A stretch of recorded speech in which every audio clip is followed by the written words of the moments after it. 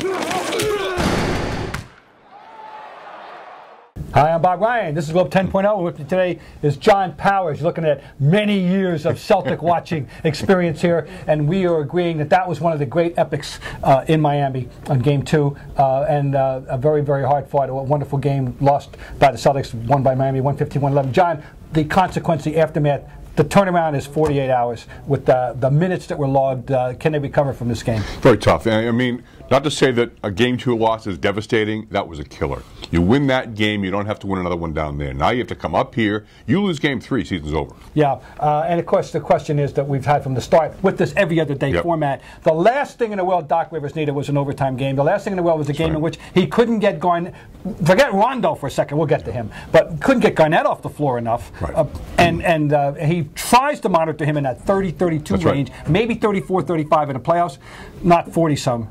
That's trouble right there. No, well, plus look at the bench difference last night. What the Celtics got from the bench, what Miami got. Yeah. If you have an old team, the bench has to step up. They didn't do it. No, well, they're not capable of contributing offensively. No. And then when you have a thing like Greg Steamsma picking up 4 fouls in 3 minutes, a couple of the fouls were just unforgivable. Come on, kid, you don't commit those fouls away from the basket. Hit somebody if you're going to foul somebody. You know, he'll learn this. But tough to OJT in the playoffs for him. Okay, we got to just Rondo. John, you've seen a lot of some performances with the Celtics.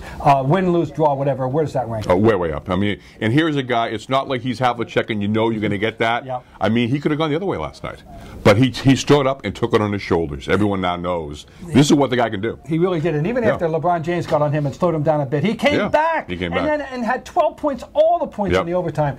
I think that's the best effort, John, I ever recall by a Celtic in a losing effort. Oh, absolutely. I mean, that's a category nobody wants to own. But I'm telling you, son, you have it now. That was a tremendous performance. Okay, John. Emotionally, I'm not worried about them emotionally, right? No. It's physical we're worried about. That's what gets us straight. They're not devastated. They're disappointed. But just can they recover physically is really the issue, right? Well, and again, very short time and guys playing longer minutes. Again, they didn't need an overtime game that they lost. All right, so now maybe the fact is that maybe Marquise Daniels, Michael Petrus are going to have to earn their keep a little bit in this game 3 if they're going to get it done. They do return home for Friday night in Game 3, but the memories of Game 2 will last a long, long time.